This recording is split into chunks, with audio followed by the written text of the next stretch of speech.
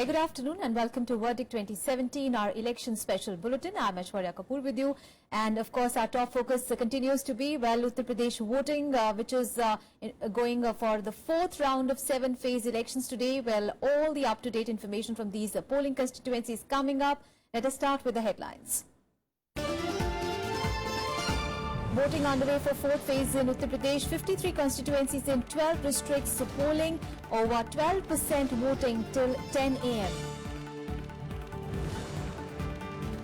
Campaigning for remaining phases in Uttar Pradesh to continue. Prime Minister to address 2 rallies, Rahul and Akhilesh to address 3 rallies each, BSP chief to also campaign. And the Chief Election Commissioner Naseem Zaidi says economic blockade won't have any impact on poll process, says all measures in place to ensure free and fair polls.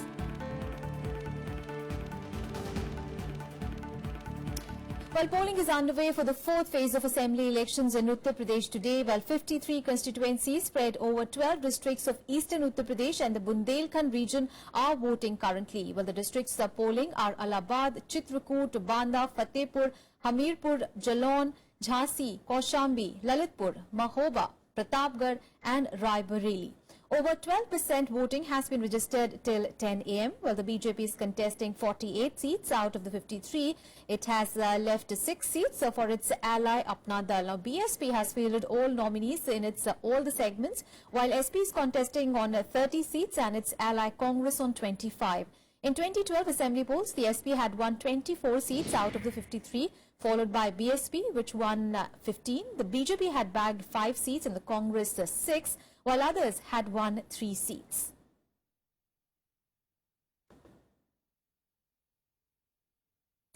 All right, my colleagues are there on the ground. They're tracking all those developments from Uttar Pradesh very, very closely. We have with us Panchanan joining us from Mahoba. Also, Kriti is joining us from Allahabad, and Ravindra Singh Shoran is joining us from Jhansi.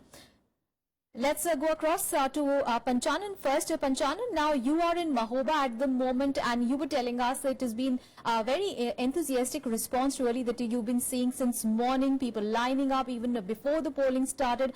But there were incidents of, violence also reported from Mahoba. Any more details that you can give us?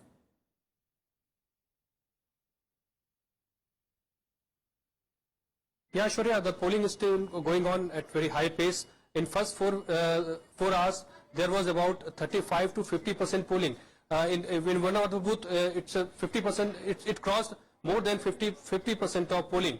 And as far as the violence is concerned, the incident was happened last night. There was some clashes between SP and BSP supporters, and there was three persons who were injured and referred to Kanpur. But there is no effect on polling. The polling is going on at very silent mode and at very good pace. So in Mahoba, this particular region is comes under the Bundelkhand, which is, and the polling percentage is very high. And as I tell you that in last 4 hours there is very good percentage. The main issue is here the issue of development, issue of farmers, issue of drought, and issue of large level of migration from this area to metro cities for the employment reasons. So the issues before all the voters is only and only development, and they want to get rid of the tag of casteism, the vote on caste base. So this time we will see certainly a new view among voters about the voting pattern in Mahoba. Right. Panchanan, you stay with us. Let's go across to my colleague Panchanan, who is also in Bundelkhand. He's in Jhansi at the moment.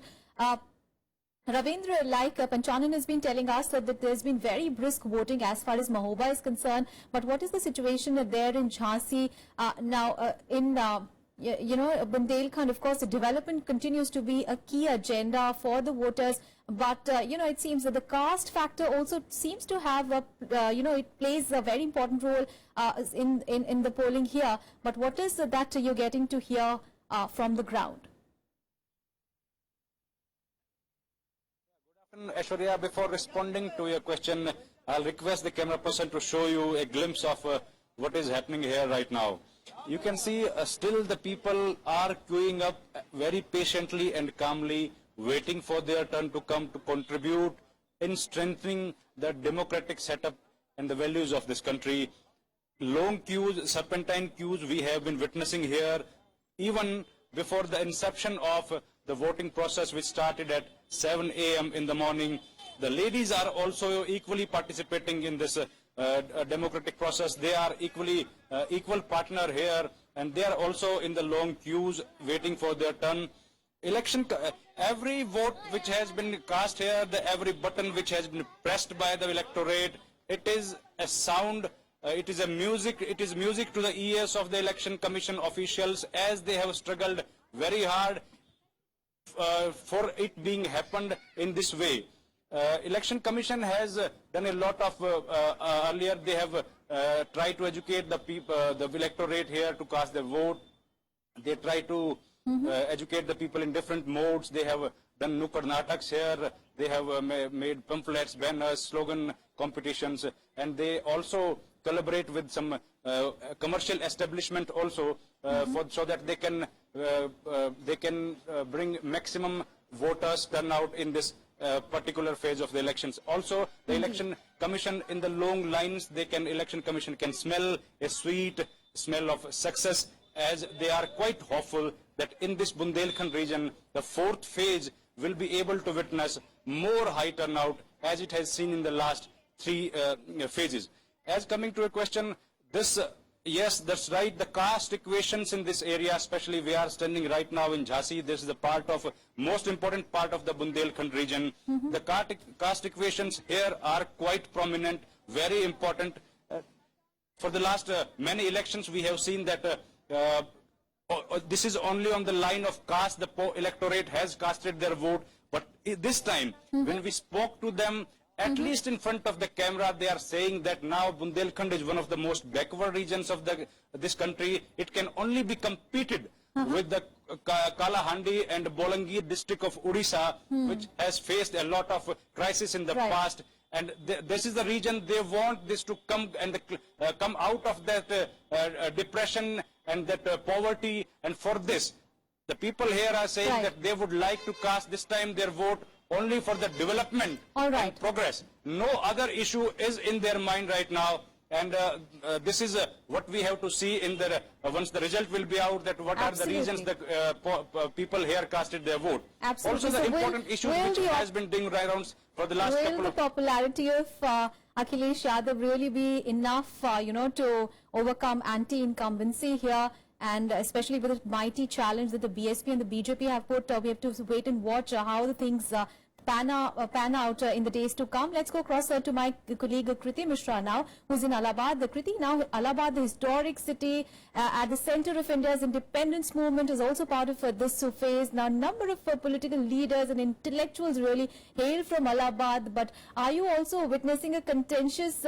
Allahabad voter as well?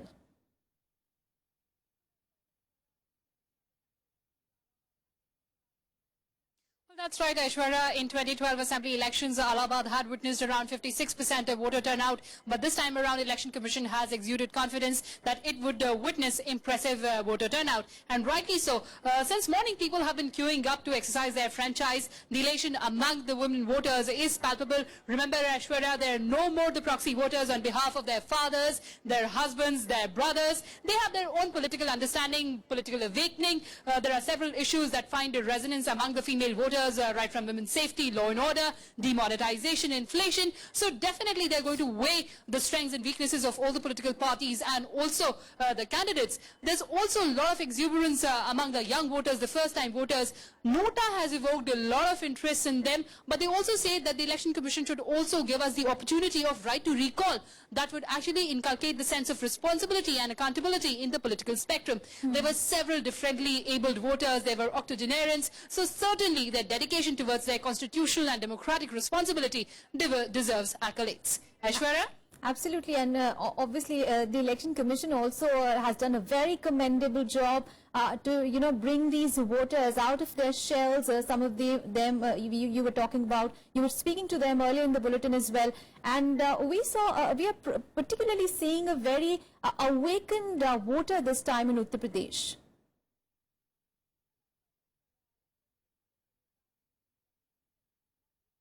Well, that's right, Aishwarya. Let's give the credit for the entire thing to the Election Commission. Now, they have run a very systematic campaign to actually make the voters aware of their constitutional responsibility and also their democratic rights. So definitely through sweep, they had motivated a lot of voters. They had organized a lot of competitions at the school level, at the college levels, just to motivate voters, and specifically the women voters. There were competitions like Mehndi competitions and other competitions, and also through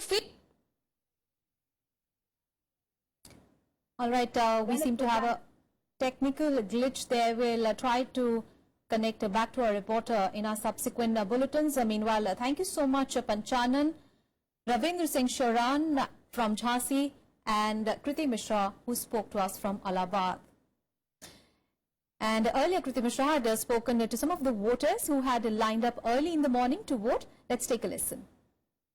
Yeah, the main issues are development, okay, and the politics, the dirty politics. To avoid dirty politics enter in our city. The city is has always been known for unity. So just to keep away the dirty politics from this sacred city, I have voted for the first time. It was my first time and it feels great. And every citizen of India should vote, because after government is formed, we say that this party is doing this, this party is doing this, but it's our responsibility to vote and select our candidate to feel that yeah, it is they are doing well. The same thing which she said, that everybody is very upset about the issues which is happening in this country, and we want a better future, a better country, where all ordinary people are not affected the way we were affected previously. So we want a better India this time, and that is why we've come here to vote. जो देश के लिए काम करे और क्या अच्छा काम करे, क्या समझे, बच्चों को समझे क्या चाहिए. All right, and the latest figure that we are getting from the Election Commission is till 11 in the morning, now 23.78% voter turnout has been registered as far as the fourth phase of elections in Uttar Pradesh are concerned. Of course, we'll be getting you the updated numbers as they come in. But right now, we'll take a very short break. We have more news on the other side. Stay with us.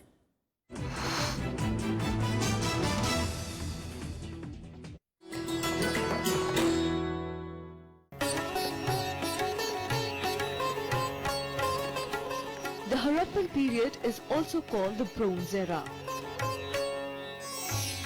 Extensive collection from the era shows the Indus artists were not only well versed in techniques of metallurgy, but also innovations in dance and performing arts.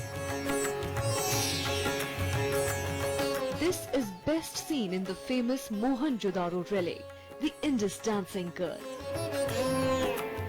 No less impressive is the man drawing a bullock cart depicting agriculture activities. Bronze elephants, on the other hand, show domesticated animals used for transport.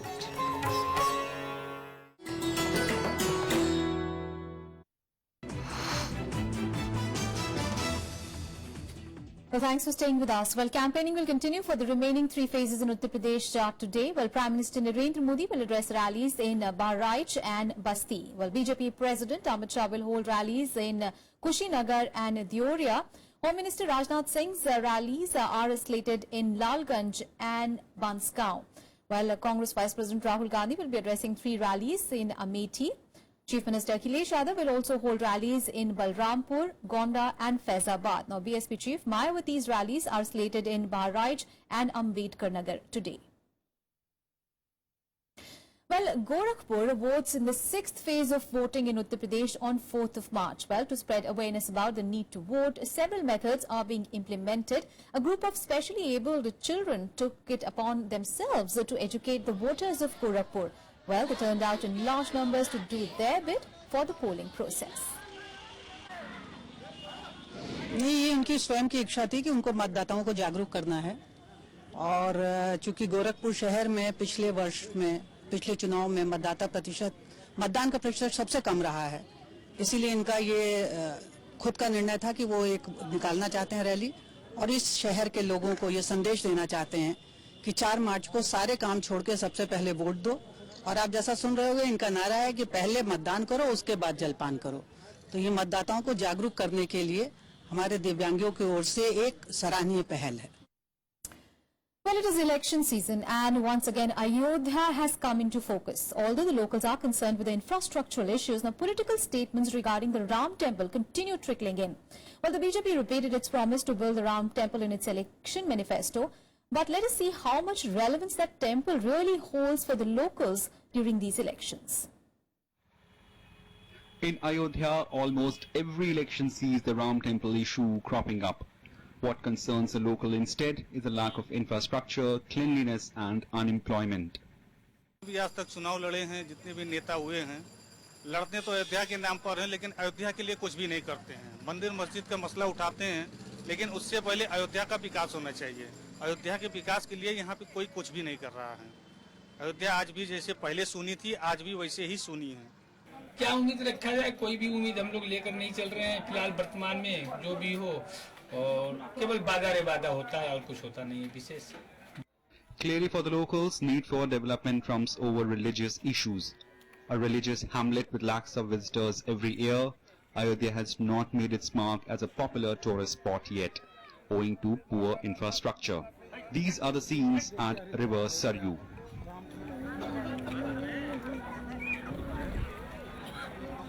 मैं भारत सरकार से ये निवेदन करना चाहता हूं और अपने उत्तर प्रदेश सरकार से निवेदन करता हूं कि कृपया अगर भारत को स्वच्छ अभियान चलाना है तो उसका दिखावा ना करके, उसका नाटक ना करके, उसको सही रूप में उसका उपयोग भी करना चाहिए। The issues worrying the locals, however, do not seem to concern the politicians. Tej Narayan Pandey is the sitting MLA of Ayodhya. This year's BJP's Ved Prakash Gupta and BSP's Bazmi Siddiqui are in contention for the seat. 5 सालों में उत्तर प्रदेश के आदरणीय मुख्यमंत्री श्री अखिलेश यादव जी के नेतृत्व में हम लोगों ने अयोध्या को सुंदर बनाने का काम, पर्यटन के रूप में विकसित करने का काम, 15 करोड़ रुपए की लागत से एक बहुत बड़े भजन स्थल का शिलान्यास माननीय मुख्यमंत्री जी ने किया। हिंदू समाज की सबसे प्रमुख तीर्थ स्थानों में प्रथम स्थान है, तो इसलिए अयोध्या का विकास, अयोध्या के लोगों को, व्यापारियों को रोजगार, अयोध्या में पर्यटन और उसकी दृष्टि से वहाँ का विकास, इसी सब को लेकर मैं इस चुनाव में मुद्दा बना के उतर रहा हूँ। Ayodhya votes in the 5th phase of elections on February 27th. Panchanan Mishra's report from Ayodhya for Rajya Sabha TV. And in Verdict 2017, another short break in here. We'll be back with more news from Manipur. Stay with us.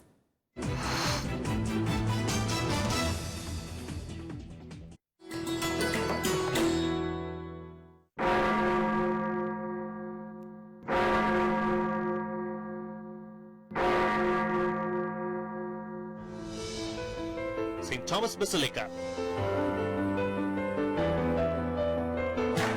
one of the world's 3 churches that is built over the Tomb of Apostles.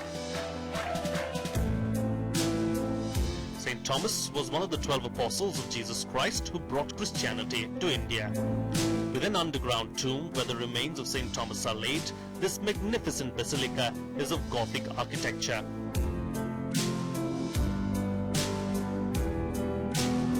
The stained glass of the church depicts some divine moments of St. Thomas's life.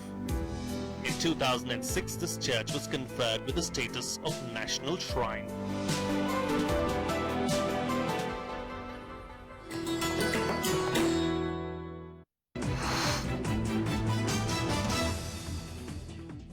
Well, thanks for staying with us. Well, the Election Commission has said it is confident that the economic blockade in Manipur will not impact the poll process in the state. Well, 2-phase elections are slated in the state on 4th and 8th of March. Well, the poll body has said that all arrangements have been made to ensure smooth conduct of polls. Now, briefing the media in Imphal, Chief Election Commissioner Naseem Zaidi said that it will get cooperation from all the sections to ensure free and fair polls. Well, Zaidi said adequate number of central police forces will be available for each phase and each polling station will be adequately covered by the central police forces. An indefinite economic blockade imposed by the United Naga Council since 1st of November last year is in the state, while the protesters against the state government's decision to create 7 new districts in the landlocked state by bifurcating the existing ones. Yes, the numbers which are given here have include both phases. However, certain political parties mentioned that there is a need for further revision because they have their own concerns. They have what they have already been doing before. They will continue to do that. Whatever duties have been assigned to army and Assam Rifles, they will perform that. But for our core electoral process, no. So Manipur is a dry state. The kind of security arrangements the Commission is making for. No, see, we just mentioned to you that candidates will also ask for security cover and police will provide them security cover. Sir, why are you so confident that the economic blockade, 3-month economic blockade is not going to affect the whole process in the state? Why are you so confident? Because we have reviewed, we have data with us and we have been assured by the state administration. The vulnerability mapping process is still on and you have listed 18 assembly constituencies as vulnerable. Would you Saying we are requesting everybody in the state to cooperate us in the conduct of smooth elections. We have undertaken a review with the state election machinery and we are of the view that our election process will receive cooperation from all people who are involved even in economic blockade process. So I think our election process should remain smooth. Staying with Manipur now, well, the economic blockade has cast a shadow on the upcoming polls in Manipur. Now, watching developments closely is the majority Meitei community, who too feel that they should have been consulted before the state's decision to create the 7 new districts. Well, here is RSTV's ground report. This is Pheng, inhabited by Meitei. Earlier a part of Imphal West, it is now part of the newly formed Kangpokpi district, and all are not happy with that decision. ये कांगपोकपी में जाने तो हम लोग को बहुत नुकसान होगा, मतलब वो तो दूर है, इम्फाल वेस्ट तो ये नजदीक है, सामने सामने है, लेकिन हम लोग ये जगह को हम लोग पहले 1932 में हम लोग का दरबार में हम लोग को दिया है, देने के बाद में हम लोग को करके हम लोग अभी रिजर्व करके हम लोग अभी भी कंट्रोल कर रहा है, कंट्रोल करने के बाद में वो लोग अभी बोला है, वो लोग कांगपोकपी डिस्ट्रिक्ट में जाने तो हम लोग का बहुत मुश्किल हो रहा है. I do feel that it is not only among the Nagas, it is even among other communities, you know. If it is really meant for administrative convenience, then let's do it properly, taking into account of the interests and rights of the ethnic communities. Meiteis are the majority ethnic group of Manipur, accounting to over 60% of the state's total population, but inhabiting just over 30% of the land. Pheng being accommodated to Kangpokpi district is one of the few tales of discontent being heard across many Meitei villages.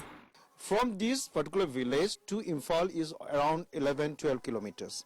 Then you see now this village is under Kangpokpi district. The villagers, to get a signature of the SDC or any DC or somebody, they have to go to Imphal first, then from Imphal they will go another 45 kilometers. That will come around 60 kilometers, you know. So if it is for administrative convenience, why they have to go 65 kilometers? By Buddha 1932 da Darbar na koi piramba koi lam area mayam asi yaw khrabadi koi district pido kang samok shibu gidna koi thing kini. The Manipur government had in December 2016 issued a notification to create 7 new districts by bifurcating the existing ones, taking the total number of districts to 16. While the Nagas are protesting in the form of the economic blockade which has strangled the state, the Meiteis have been less vocal. But it would be wrong to presume this would not affect their votes for the current Ibobi government. We are totally against any kind of division based on ethnic lines. So like right now, as I've already told you, there must be an agenda which must be acceptable by every stakeholder in the state. Every community in Manipur is divided on this issue. it will be interesting to see that what is the number of those who are happy with this decision of division or who are unhappy with the decision. This will decide the future of which party makes the government in the coming assembly elections. Akhilesh Suman for Rajya Sabha Television with camera person Sudhanshu in a village near Imphal. And that's it in this edition of Verdict 2017. Thanks for watching.